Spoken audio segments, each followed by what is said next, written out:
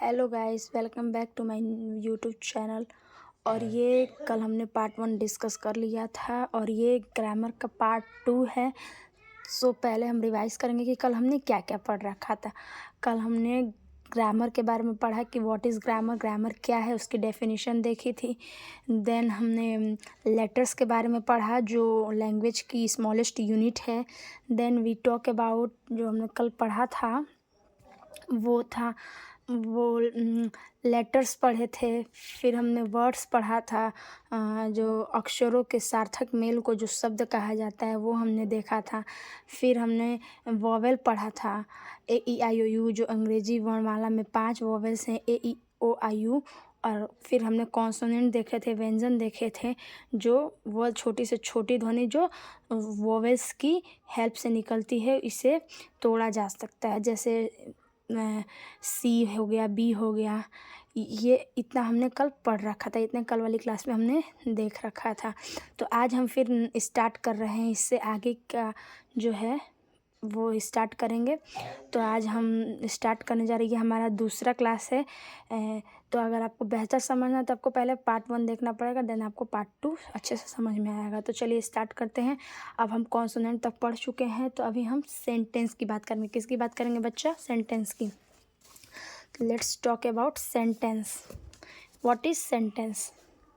Sentence, SENTENC, sentence. इसको हिंदी में वाक्य बोलते हैं, वाक्य। तो सेंटेंस क्या है इसको हम पहले समझते हैं। What is sentence? तो ग्रुप ऑफ वर्ड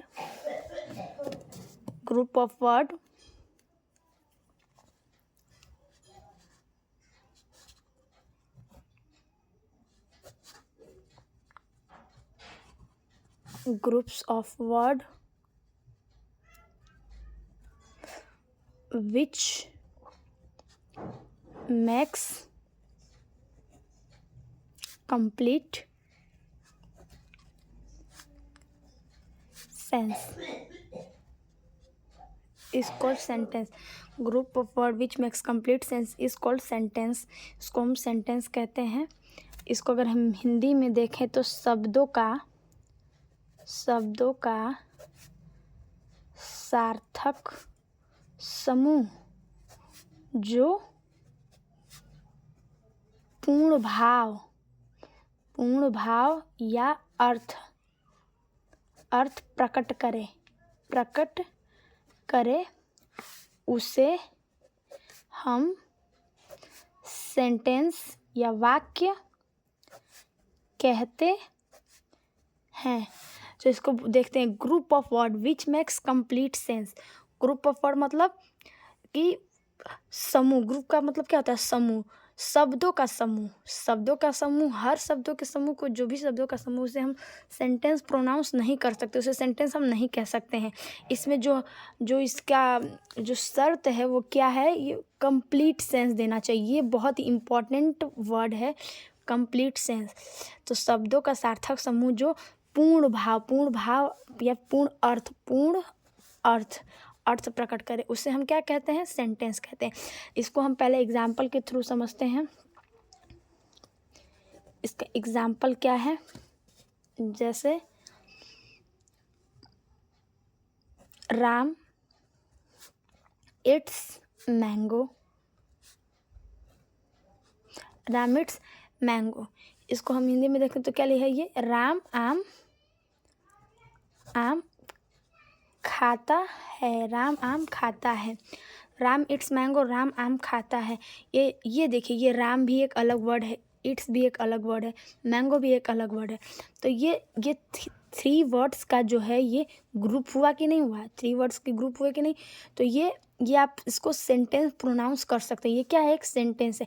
इसका कंप्लीट सेंस भी आ रहा है कि राम आम खाता है, राम इट्स मैंगो। इसका सेंस भी, एक अर्थ भी निकल रहा है, एक मतलब भी निकल रहा है। तो इसको हम we can call it sentence. हम इसे सेंटेंस कह सकते हैं। अगर हम देखें कि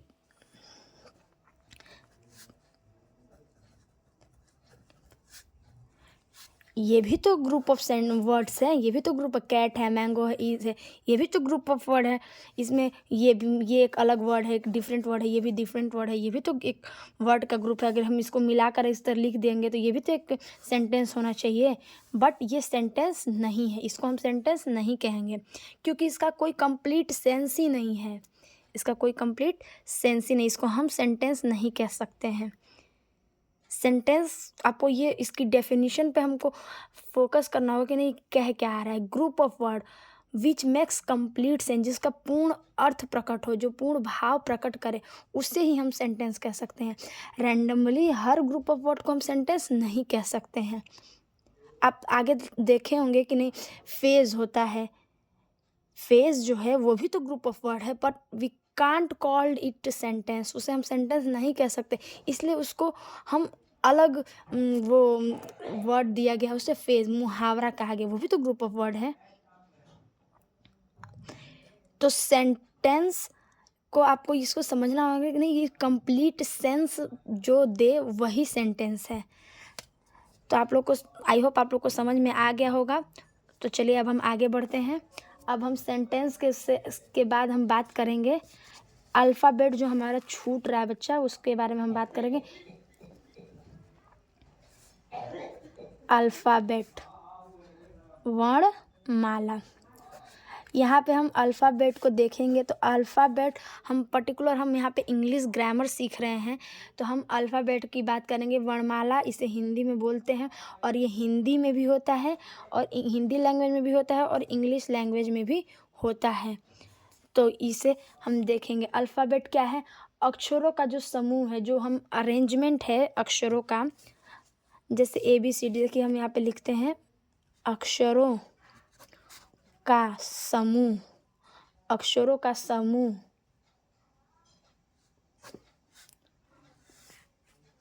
अक्षरों का यहाँ पे नहीं होगा बेटा, यहाँ पे के होगा। अक्षरों के समूह को क्या कहते हैं हम? वर्णमाला कहते हैं। अक्षरों के समूह को क्या कहते हैं? वर्णमाला कहते हैं।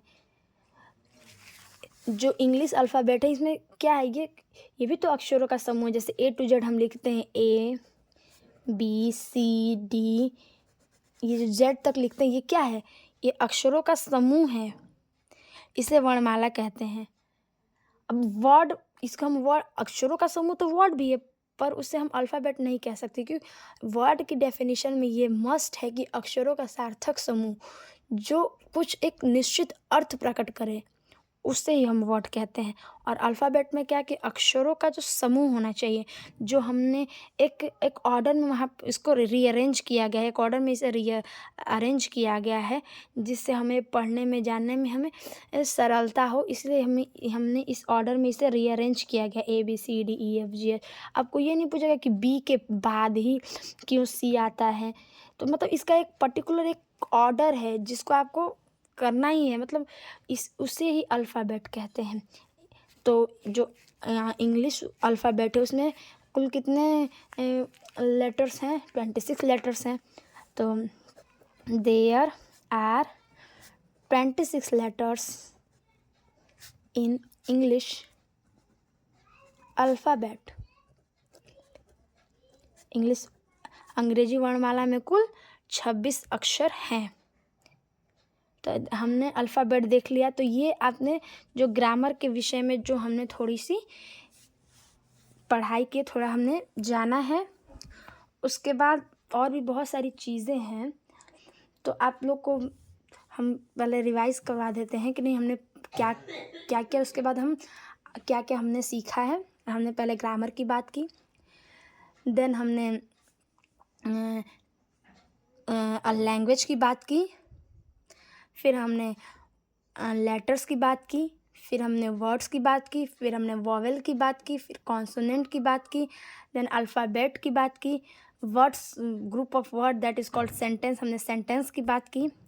तो हमने इतनी सारे जो टॉपिक्स हैं, इतने सारे हेडिंग्स हमने पढ़ लिया। अब हम आगे चलते हैं, जो आगे हम पार्ट्स ऑफ स्पीच के बारे में बात करेंगे, शब्द विभाग के बारे में बात करेंगे, जो बहुत ही मोस्ट है। और ये हम यहाँ तक ये हम अगली वीडियो में डिस्कस करेंगे, क्योंकि एक पर्टिकुलर टाइम होता है उसका, एक पर्टिकुलर वो है, तो हम इसको अगली वीडियो में ही, ताकि अगली वीडियो में जितनी भी पार्ट्स ऑफ स्पीच हैं 8-9 जो भी हैं, noun, pronoun, adjective, verb, adverb, interjection, preposition, conjunction, वो सब हम बात करेंगे। वो पर्टिकुलर एक ही वीडियो में आ जाएगी, जिससे एक सीक्वेंस बना रहेगा। तो आज के लिए ये वीडियो इतना ही। Thank you. लाइक सब्सक्राइब करना ना भूलें।